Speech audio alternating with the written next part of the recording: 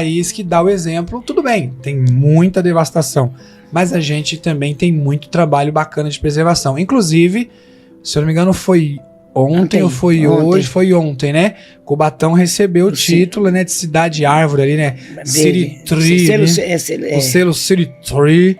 É uma das poucas do mundo, né? Cubatão figura ali por sua preservação ambiental. Mas a gente precisa cuidar mais, a gente tem que preservar mais. Vila Paris, a senhora chegou, era considerado Vale da Morte. Hoje não existe mais a Vila Paris. Mas a senhora viu o Guará indo embora, né? A senhora viu o Guará indo embora, saindo de Cubatão por conta da poluição, porque ele é uma ave muito sensível à poluição. Sim. E aí passaram-se os anos, lutas de muita gente, inclusive da senhora que ia lá gritar na frente das indústrias que estava sujando as fraldas do Anderson, deixando o Anderson com coceira, assadura por causa do pó. E aí, essa luta, não só da senhora, mas de tanta gente Brasil afora, e aqui em Cubatão resultou na mudança de política de trabalho das indústrias, de fiscalização, de órgãos reguladores, e aí Cubatão começou a ficar mais verdinho de novo, o mangue foi melhorando a qualidade, e o Guará olhou, opa, acho que dá para voltar para lá. E o Guará voltou. A senhora viu ele ir, a senhora viu ele voltar e presenciou ele se tornar o símbolo da cidade. Como é para a senhora vivenciar toda essa transição? Olha, é muito bom, é muito gratificante a gente saber que o pouquinho que a gente fez ajudou. Porque a mudança começa em nós. Sim. Então, se no nosso quintal, né? Se cada um de nós fizer a nossa parte, a gente parece que é bobagem, mas é uma contribuição muito grande, porque nós somos muitos. Então, isso é bom. Só que a gente precisa fazer mais, principalmente os nossos políticos. Tem que pensar mais no meio ambiente. A gente não come dinheiro. Então a gente tem que preservar. A gente tem que preservar a nossa natureza. Não é conversa fiada, né? Falar, porque a gente já ouvia lá na infância, né? Olha, a poluição tá destruindo, aquecimento global, a camada de ozônio, as marés e lá. A conta tá chegando, né? Desequilíbrio ambiental, mês que não era para chover muito, chove demais, calor intenso. Olha, Junimar, a gente observa uma coisa muito séria.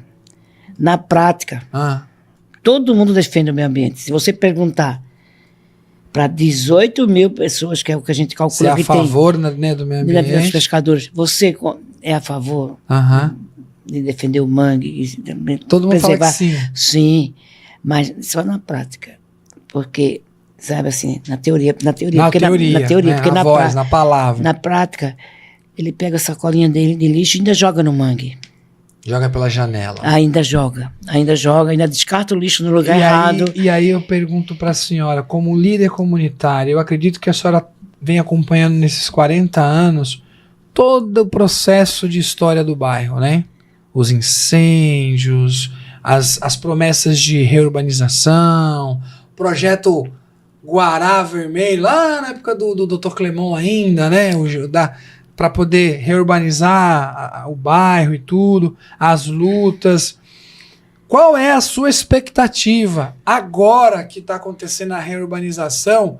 Qual é a expectativa da dona Marli, líder, lutadora há mais de 40 anos, e o que a senhora ouve da comunidade? O que a senhora sente da comunidade? Olha, só para concluir, que eu falei que tem as pessoas que jogam lixo.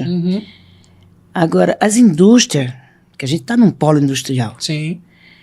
As pessoas têm que ver, que tem que ter esse equilíbrio financeiro. A gente tem um vídeo gravado aí no YouTube. Quanto vale a vida no mangue? A gente tem que ter o equilíbrio da economia, do progresso com o meio ambiente. É possível equilibrar? É possível. O progresso com porque a gente fala do lixo que as pessoas jogam, o lixo doméstico, mas e o lixo das indústrias? Entendeu? Tanto no ar quanto nos... Porque quando chega na hora de você decidir entre o meio ambiente, ou entre, sabe, e o lucro, o investidor, ele não quer saber, ele não pergunta para você. Olha, se eu tirar esse mangue aqui, ou se eu destruir aqui, ou se eu fizer isso aqui, vou prejudicar vocês? Ele não pergunta, né? Não. Ele só vem e começa a fazer. Ele visa primeiro o lucro. Muitos desses investidores, já destruíram os países dele lá, estão aqui querendo destruir o nosso. E a gente aqui está deixando. Então, quando você me pergunta sobre a urbanização, eu fico feliz de saber que o nosso bairro vai ser urbanizado. Vai ser que é o que a gente sonha, né? De ter um bairro urbanizado, mas não é isso que a gente está vendo. A gente tem um viaduto que está ali, construído, lindo, maravilhoso, que diz que é para melhorar, né? Para ser o novo acesso do bairro. Para ser o novo acesso. Para quando o trem parar ali. Para quando o trem passar, sabe? Mas isso é só teoria. Porque na prática não é isso. A gente vai ter mais barulho de trem. O porto vai ter mais grãos exportando. Vai aumentar o fluxo. Vai aumentar o fluxo a passagem ele vai ser fechada. A gente eu ouvi dizer que eles vão fechar aquela Vão entrada. fechar, vão abrir e vão fazer um bocado de coisa. Eles vão. Mas assim, a gente quer ver. Entendeu? Então, a discussão... A senhora quer ver as casas flutuantes? O que a senhora achou dessa ideia das casas flutuantes? Pergunta isso pra mim, não. Pergunto sim. Pergunta não. Oxenta, Pergunta não, porque eu fui lá ver essa casa, é de madeirite. O cara falou que não era madeirite, aquilo é madeirite. Então, mas ali porque é um protótipo. Falaram que vai ser de uma madeira, mas uma madeira naval, que é de fazer barco, que não estraga. Porque a casa que eu vi lá no Guarujá, eu, de tanto morar em barraco, eu entendi um pouquinho de madeira. Parece madeira de lei. Agora... Era uma bem bonitona que estava lá exposta. Eu entrevistei a vice-prefeita aqui e questionei, né, a qualidade desse material. Ela disse, Julimar, é o mesmo material que fabrica as embarcações. A gente vê aí esses então barcos, eu retiro. Os barcos que atravessam, né, o mercado de Santos para eu espero que Cubatão não pague um preço muito alto por esses acordos, essas conversas. Porque para nós que moramos dentro da Vila dos Pescadores, eu amo minha cidade. Uma cidade que me acolheu. Mas eu não posso dizer que eu concordo com uma coisa que eu não concordo. Tá certo. Eu não posso olhar no espelho e ter vergonha de mim. Eu tenho que olhar no espelho e dizer, não, tu é fiel. Eu não posso dizer para você aqui uma coisa, chegar lá na comunidade e dizer outra. E nem para mim. Eu posso mentir para todo mundo, mas para mim eu não posso. É a pior mentira, né? Mentir para nós mesmos. Entendeu? Né? Então, a gente lutou mais de 50 anos. Que é mais ou menos o período, o tempo que eu tenho de vida entre idas e vindas de Cubatão. Já está chegando nos 50 anos. E o pessoal já lutava por essa passagem de nível, por essa abertura. Demorou, hein, para chegar. A gente abriu, passou, teve passagem de nível. Aí agora fizeram esses acordos, essas conversas aí para fechar. Para pôr o viaduto no lugar. Para botar o viaduto, para urbanizar. Ótimo, era necessário, era. Mas quem aprovou isso?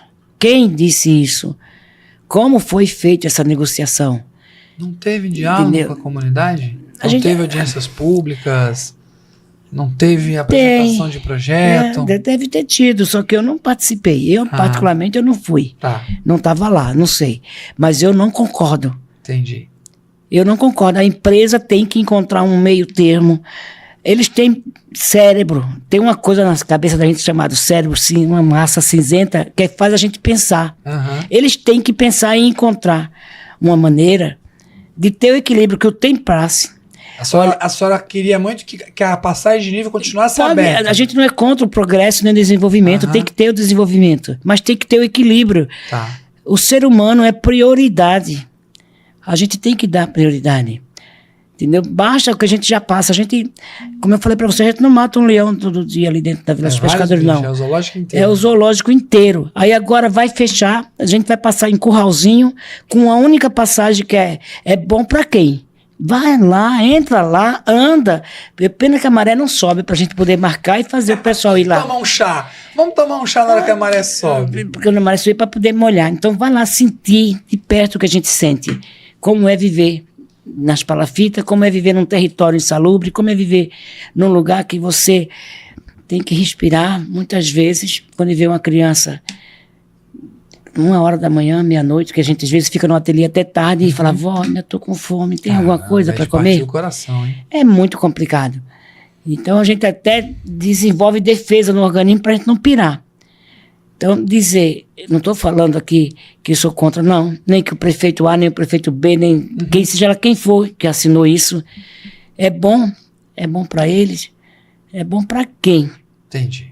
Entendeu? Então tem que ver, tem que achar. Recado dado, né, dona Marlene? Acho um equilíbrio, acho uma maneira para a gente não sofrer mais as consequências nem a represária. Certo. Porque a gente quer segurança, a gente quer, sabe, simplesmente como diz aquela música do Claudinho Bochecha, sabe? A gente só quer ser feliz na favela que a gente nasceu. Só quer ser feliz, né, na favela. Porque você imagina que a polícia, quando entra dentro da comunidade, a gente diz assim, não tem segurança, a gente não é contra também o trabalho deles.